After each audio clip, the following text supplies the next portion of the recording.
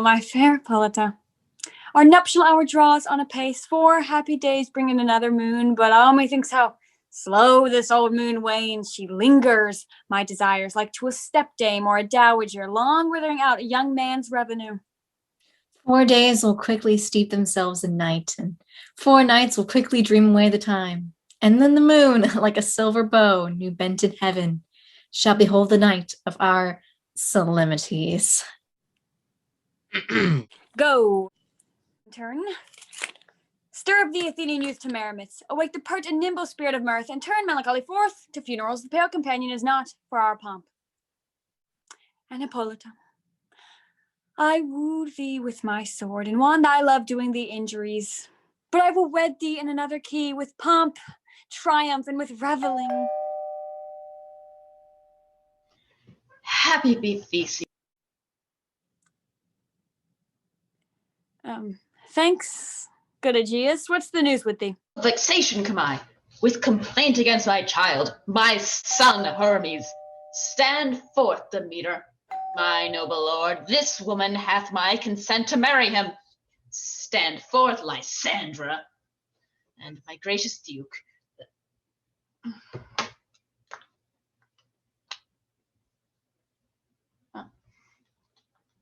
Stand forth, Lysandra.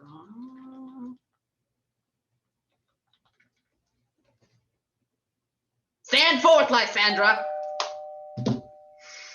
This woman hath bewitched the bosom of my child. Thou, Lysandra, thou hast given him rhymes and interchanged love tokens with my child. Thou hast by moonlight at his window sung with feigning voice verses of feigning love, and stolen the impression of his fortnight fantasy with lute, fantasies, gods, conceits, knacks, trifles, nosegays, sweetmeats, messengers, and of strong prevalent and unhardened youth, that with cunning hast thou filched my son's heart, turned his obedience, which is due to me, to stubborn harshness.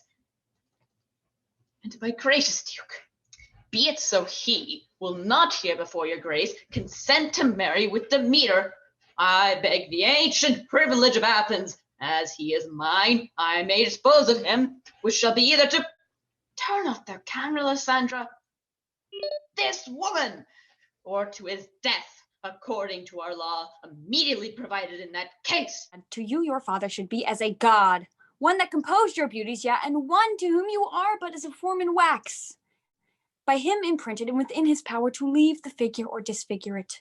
Demeter is a worthy woman. Who is Lysandra? In herself she is. But in this kind, wanting your father's voice, the other must be held the worthier. I would my father look but with my eyes.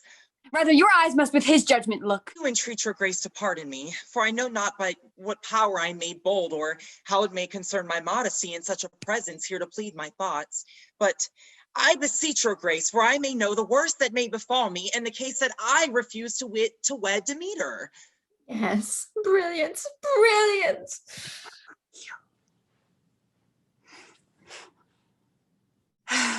Either to die the death, or to forever cancel the society of Media.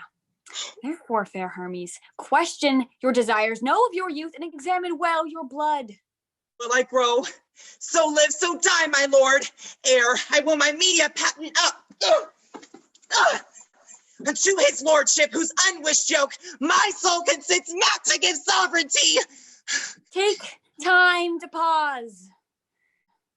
And by the next full moon, the sealing day betwixt my love and me, upon that day either prepare to die for disobedience to your father's will, or else to wed Demeter as she would, or on Zuckerberg's altar to protest for cancellation and single like. Relent, sweet Hermes, and Lysandra, yield thy crazed title to my certain right. You have his father's love, Demeter. Let me have Hermes. Do you marry him? Scornful Lysandra, true, she hath my love. And what is mine, my love shall render him. And he is mine, and all my right of him I do estate unto Demeter. I am, my lord, as well derived as she, as well possessed. My love is more than hers. My fortunes everywhere is fairly ranked, if not with advantage as Demeter's, and which is more than all these boasts can be. I'm beloved of beauteous Hermes. Why should I not then prosecute my right? Demeter, I'll avouch this to his head, made love to Netter's son Helios, and won his soul, and he, sweet boy, devoutly dotes in idolatry upon the spotted and constant.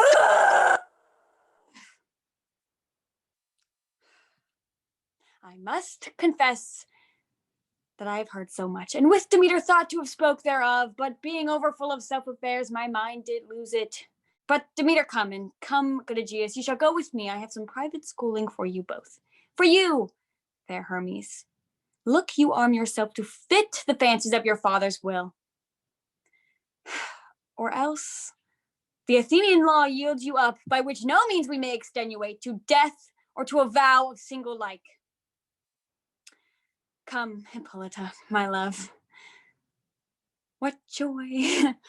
Demeter and Aegeus, go along. I must employ you of some business against our nuptial and discuss with you something that nearly concerns yourselves. With duty and desire, we follow you.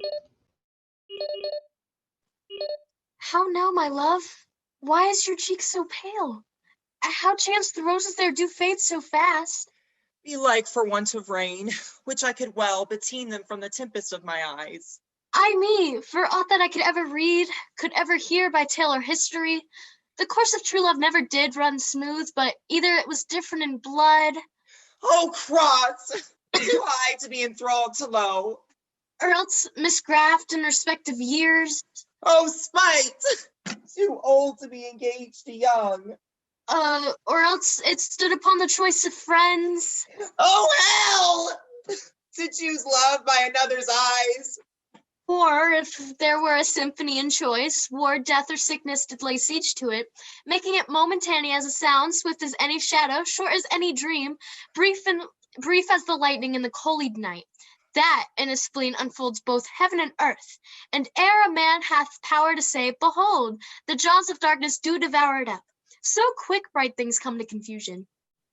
If then true lovers have ever been crossed, it stands as an edict in destiny. Then let us teach our trial patience, because it is a customary cross, as due to love as thoughts and dreams and sighs, wishes and tears, poor fancy's followers. Ah, good persuasion! Therefore, hear me, Hermes. I have a widow aunt, a dowager, of great revenue, and she hath no child.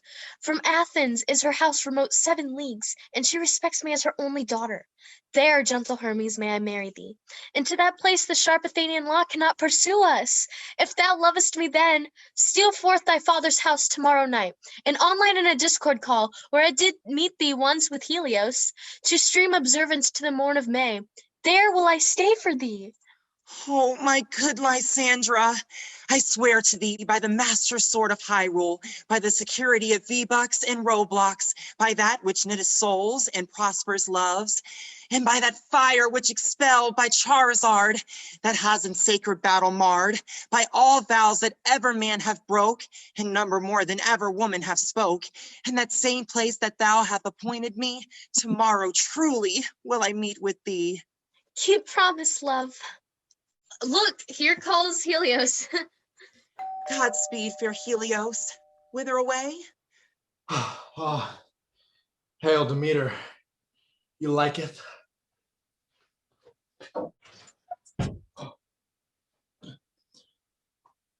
Call you me fair? That fair? Again, unsay. Demeter loves your fair. Oh, happy fair. Your eyes are lodestars, and your tongue's sweet hair, more tunable than lark to shepherd's ear. When wheat is green, when hawthorn buds appear, sickness is catching. Oh, were favor so, yours would I catch fair Hermes. Here I go. My ear should catch your voice, my eye, your eye. My tongue should catch your tongue's sweet melody. Were the world mine, Demeter being baited, the rest I give to be to you translated. Oh, teach me how you look. What art you sway the motion of Demeter's heart. I frown upon her, yet she loves me still.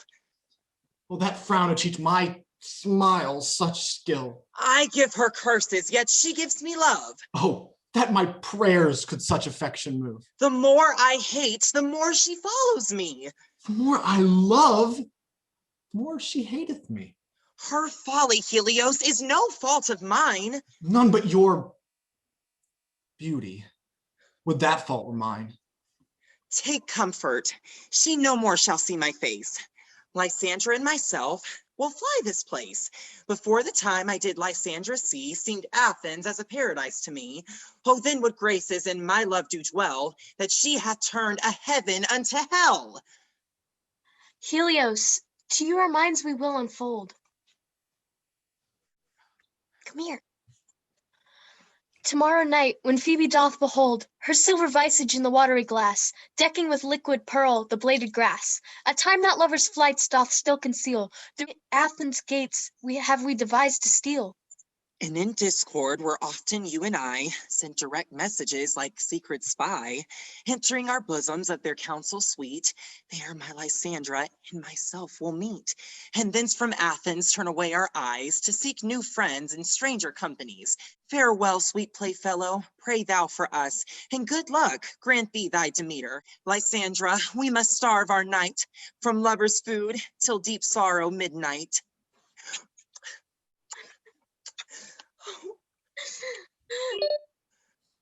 I will, my Hermes.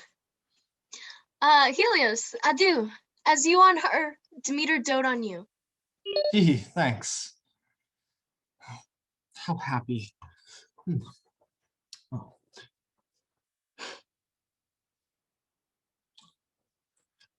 How happy some or other some can be.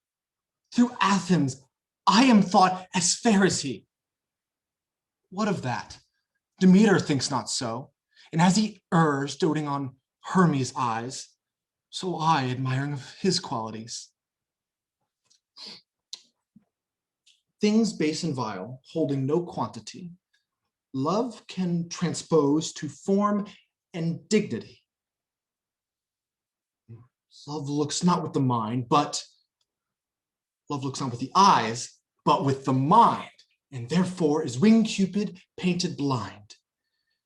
Nor hath love's of mind of judgment taste, wings, no eyes, figure, and heedy haste. I will go tell her a fair Hermes' flight. Then to the online will she tomorrow night pursue him. And for this intelligence, if I have thanks, it is a dear expense. But here and I to enrich my pain, to have her sight thither and back again.